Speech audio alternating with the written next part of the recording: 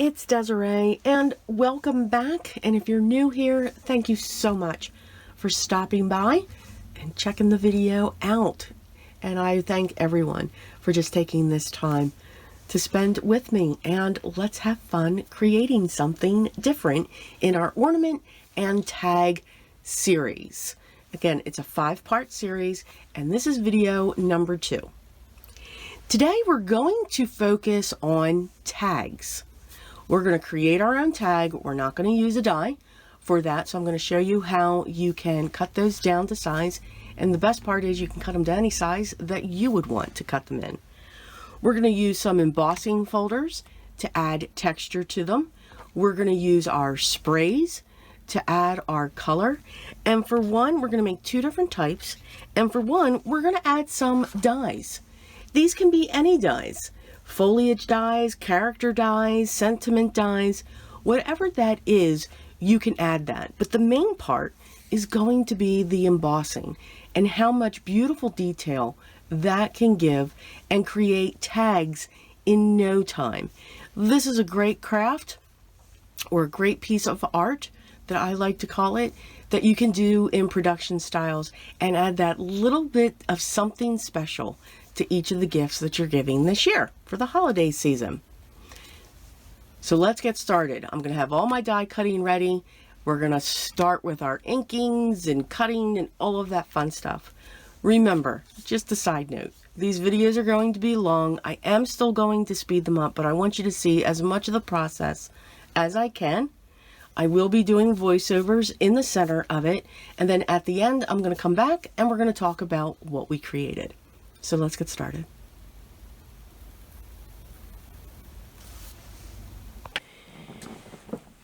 First, we're going to work on our backgrounds.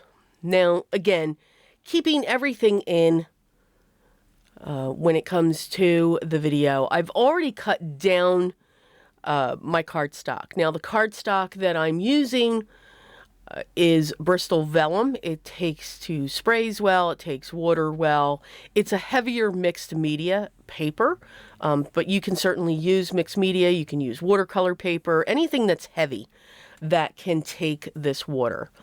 I like to spray down when I'm using my sprays, whether they're oxides or stains or micas. I like to wet them first and then add the inks or the pigments to them. Here I'm using Uncharted Mariner, I'm using Salvage Patina, Speckled Egg, it's my 3 favorite colors, and then dashing it with that picket fence spraying that I just love the effect of what that does when you hit it as the last spray. Whenever you add water to your bristles or your any type of cardstock, it's going to curl. By using a heat tool, I'm using my heat gun here to dry them, they will flatten back out as they dry. Now, I'm impatient for video purposes. I usually let these dry on their own because I think the way that the sprays mix and the colors just meld together, when they're left alone to do that, they just do wonderful things. It's not that it's not wonderful when you force the heat to it to dry them. It just stops their process as you're applying that heat, which is okay.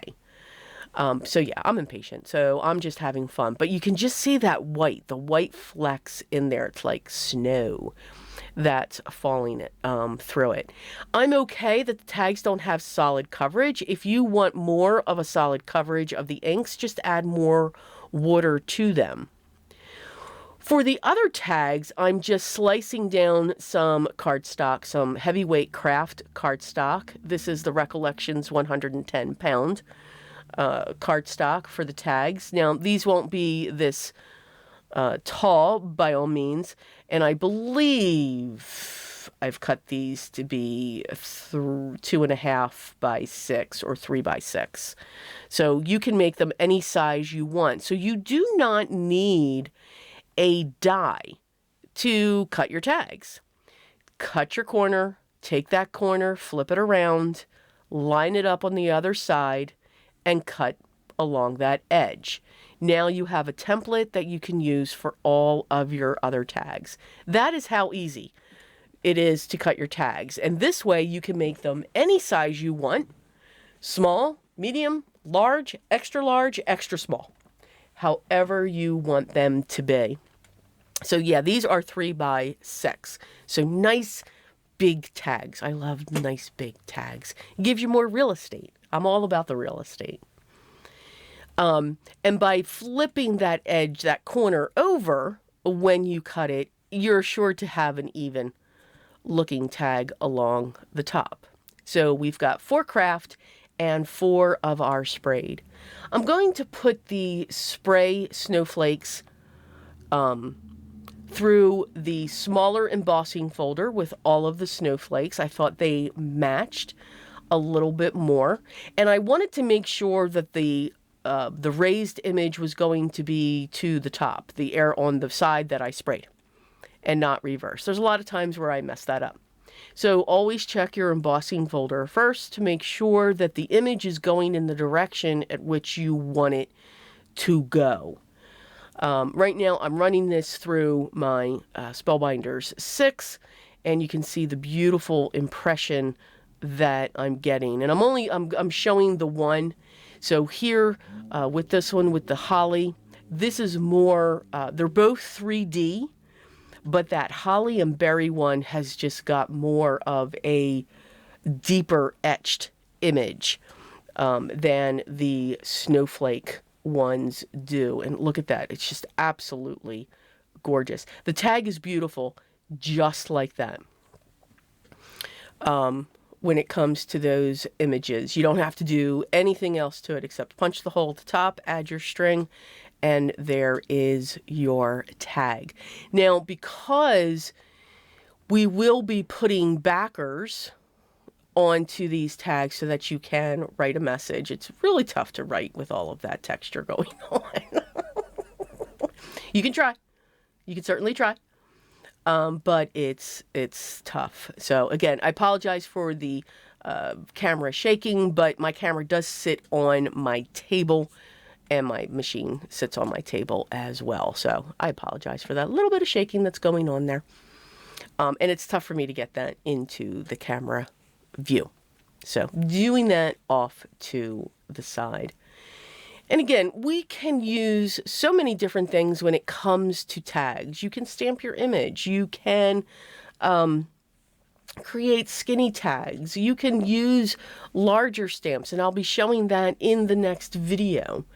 You can add pattern papers. You can do whatever it is that you would like to do when it comes to tags, because we have the versatility to make our tags any size that we want. We don't have to have a tag be a certain size. And we also, remember, you don't need to have a die. If you are using an embossing folder, just remember, do all of your inking. Do the cutting of the shape of your tag first before you run that through the embossing folder. That's the last thing that you want to do before putting it through your embossing folder.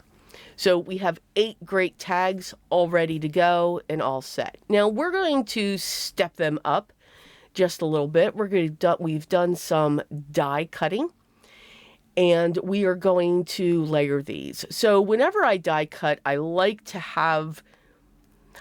be organized when I die cut. I've tried, if any of you have watched Sabrina and Scrappy Tales, I am in awe that she can keep all of that stuff in a pile all together. I've tried it, and yep, cannot do it. I must have piles of the like pieces, and then I know what goes with what. So that's what I did. Even though I have them in these plastic containers, I'm still going to organize them down so that I can work this like a production style. And you can see I'm putting the tags together like production style.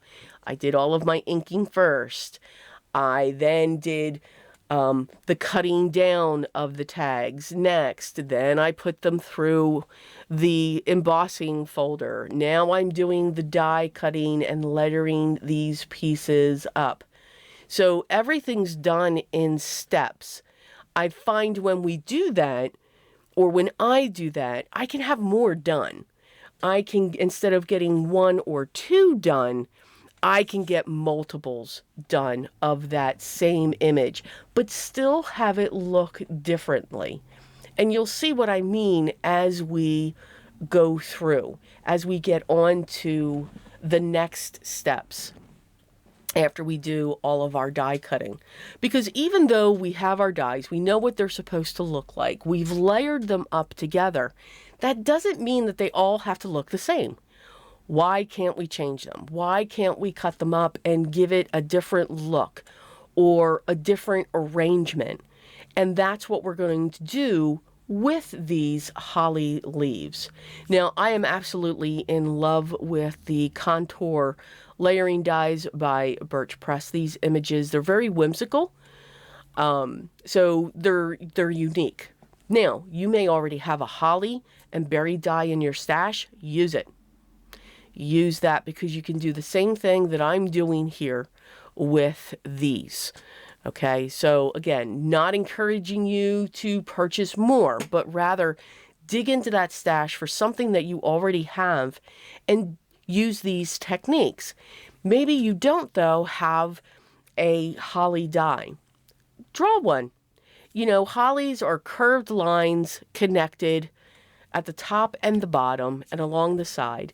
So draw them and then cut them out of green cardstock. You'll have a holly die, and you've made it yourself by just simply using cardstock, a pencil, and a pair of scissors. So we can create our shapes. Now, these berries are a little bit fiddly. Yes, but I do like the puzzles. And to me, that's what dies are. Dies are big puzzles that form beautiful pieces of art.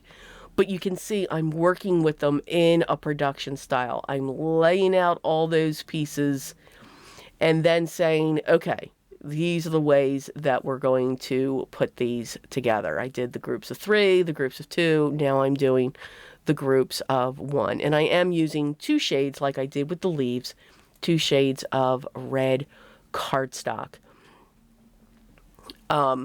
So again, for me to have that organization, it kind of helps me to move a little quicker. For some people, they may just like, let's just throw it all together and have some fun with it. So now I'm going to build up the clusters.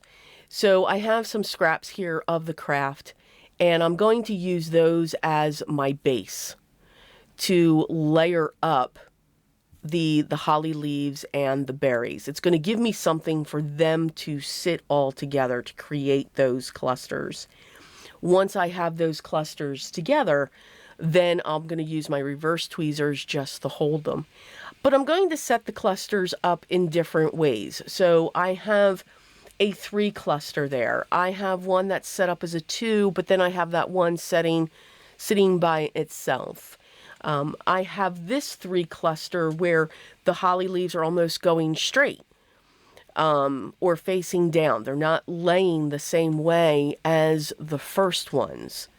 So again, we can shape these any way that we're looking at to have that difference, if that makes sense. So now I'm going to put 2 berries along the top, and then we're going to put our 3 berries along the bottom, and then add one to the center. And we're going to use a double-sided foam square just to give that even more dimension. And I added a little bit of glue with that because it is kind of sitting up off of that base that I've created. For the individual ones, we're just going to make sure we're adding a few foam squares to have them ready. And we're going to set that set of 3. And then we're going to prop up these 2 berries together along that one.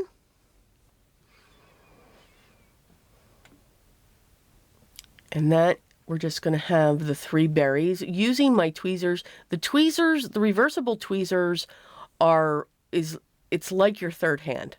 You know, you can squeeze that down because we're adding so many layers to make sure we have that connection. It's adding that pressure to make sure that everything's going to stick together. And then we even have just the one with 1 berry on it. My extra pieces are pushed to the side, but just know they do go into a container where I have all kinds of extra die cuts laying around. Now the hollies, of course, are going to go onto the craft cardstock to match that design. Now with our snowflakes, we're going to add some embossing powder. So I've grabbed my clear embossing pad and I'm just lightly just adding some of that clear powder to it in certain areas, not in every area. Again, even when we add our embossing powder or our techniques, it doesn't have to be the same every time we add it to our tags or whatever we're making. So for the second one, I just focused on the snowflakes. For this one, I just focused in up onto the top. This one here, I'm kind of doing all over to give it that distressed look. Again, just these little tiny bits can just add that perfect embellishment to your tag. And now we're going to heat set it. I'm okay if some of the powder got onto the tag itself. That to me just adds to it. The snowflakes for me are like distressed grunge type tags. And for those of you that have been here for a while, you know I love my grunge. Whether it's Christmas, Easter, Valentine's Day, we got to have some grunge going on.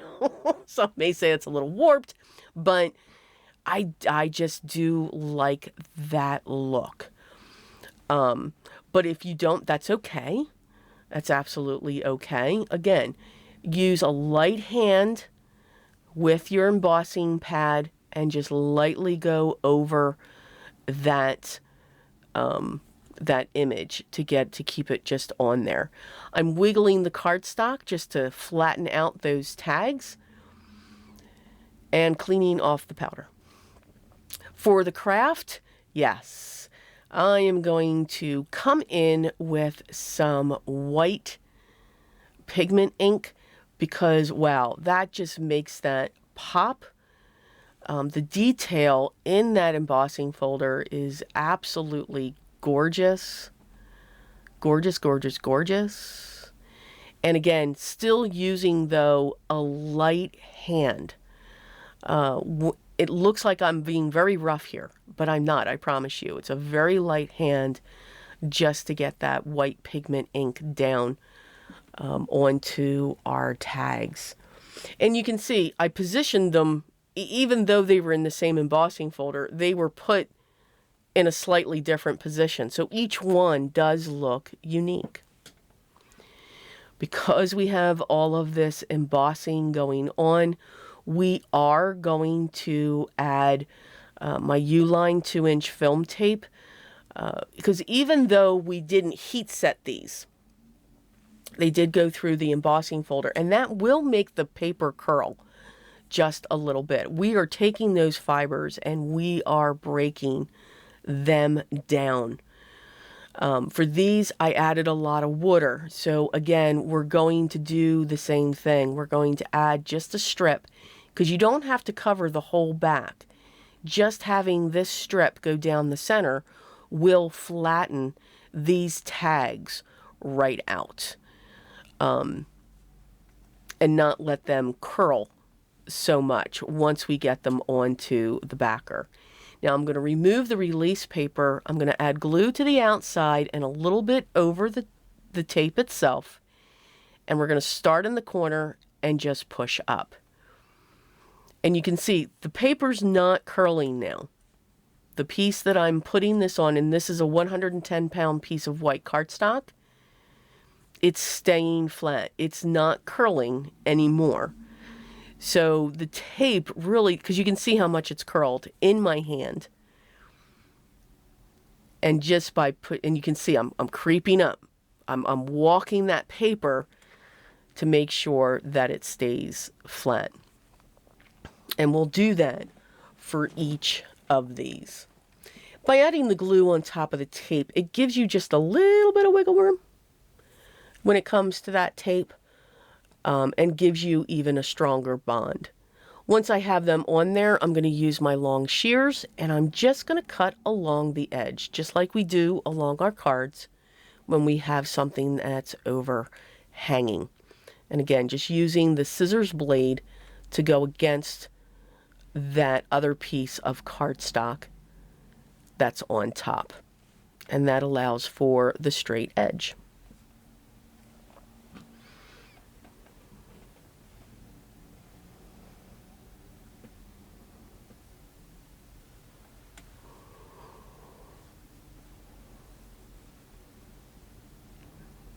I was thinking about, for some of these, to add a topper to these tags, like a snowdrift coming down.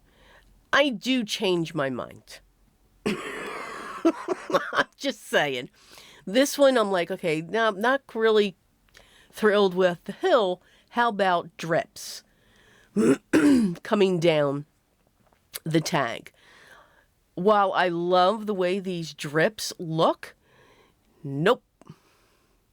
It just was not hitting me at that moment, so we're going to keep those that way. We are going to do the same thing now with the craft holly tags. We're going to set them down and then cut along those edges so that we have our flat surface on the back. Now you can certainly make them 2 layers if you want, and I usually do with tags, but for a tag this size, no. I've got a lot of space to write a message, or I can add a pocket to the back. I can add, if I wanted to add a gift card to it, so there's just plenty of space there. All of these scraps are saved, except the little corners, because I do, I'll use those in my journals to make belly bands or other pockets or tucks.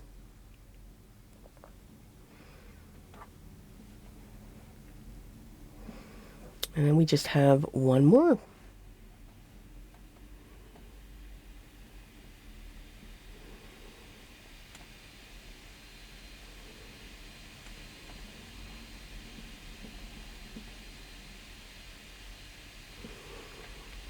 And there we go. We are close to the end. So these 8 tags, and I think I forgot to say in the first video, but these 8 tags actually took about, I'm going to say the tags themselves took about 1 hour and 15 minutes to make. So not bad for 8 tags. I'm going around the edges of the blue, the snowflake ones, with Uncharted Mariner, just to deepen up those edges, and to pull out more of that design from the embossing folder. And then I'm going to do the same thing with the craft tags, the holly tags, with, yes, of course, vintage photo. You knew it was going to come in at some point. I'm just saying. Love my vintage photo. Love, love, love my vintage photo. So now we're going to place our holly. And I like to lay the tags out in front of me and on my die cut pieces and say, okay, this is what I'm going to do here. This one's going to sit here. This one's going to sit here. Making sure that I keep the top open so that we can punch our hole for our tag. Just applying a lot of glue back there on that craft piece that we created as our base. And then setting those down onto the tag. And then you just want to make sure that they dry. And those are our 8 tags. Now, of course, we have to add some splatter. So I'm going to use, I like to use the P.H. Martin's non-bleed white. Now, it will bleed if the paint below is not completely dry. So this will not stay white. So you've got to make sure that whatever, for this to be non-bleed proof, is everything underneath it needs to be completely dry. If it's not, some of the color will come through. You can also use a gouache. You can use an acrylic paint. It does not have to be this. You could use a white gel pen to create your own splatter if you want, to be strategic where it goes, whatever you would want to have with them.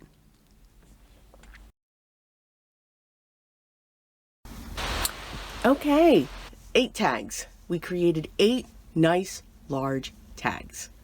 For those of you that have been here for a while, you know I like to take things over the top, huge. You don't have to make your tags this big. You can make them any size that you would want. But we used 2 different embossing folders and 2 different techniques to get color to them. So for the Lisa Horton Holly one, that was a great slimline size. So our papers fit perfectly in there, and all we did was add some white pigment ink on top. It really brings out the design, and you can see all of that beautiful image. By simply adding the die cuts, we didn't add them the same way. We don't have to. We can add them in different places. We can separate them. We can have fun with the dies. They don't have to be exactly how they look. And then, of course, what are the holidays without a splatter? Whether that's a light flurry or a full-on blizzard. This is kind of like a steady snow. Not the full-on blizzards that I like to do. I also, off camera, I put my hole in the top and I added my tassel. Now, I call them tassels because I like to not just add a ribbon, but lots of ribbons when it comes to the tops. You can add whatever it is you like. If you would rather not have a hole and just fold a piece of cardstock over this and glue that down, you can certainly do that as well, so you can have fun. Because we have so much texture and these are 1-layer tags, we added our backing so that we can write our message or stamp our to and from on here as well. For these, we did some ink sprays. We sprayed our paper, we ran it through to get our texture. We lightly brushed our clear embossing ink on top, just so that we could add, when we added our silver embossing powder, it was just to the top of the image. You could make sure that you cover the whole piece. You can see this one has more than this one. You guys know I like the grungy look when it comes to things, so just having a splash of silver here and there, and then those white splatters just add even more.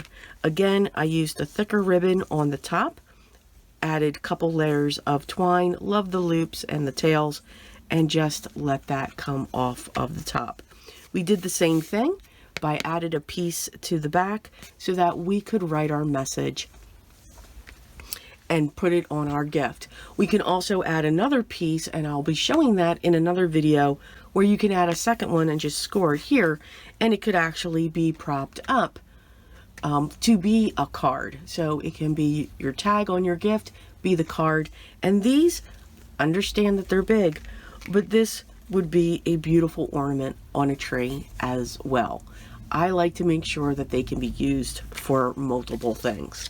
All right, so tags in no time. And here I've got 8 beautiful tags ready for the holidays. I didn't add any sentiment in the front, and you can, because not sure, this could be a birthday that's during the holidays. So now I can add a happy birthday to this, or I could add Merry Christmas or Happy Holidays, whatever that is. If I know someone who, or I do know people who celebrate Hanukkah, these would be perfect for that as well.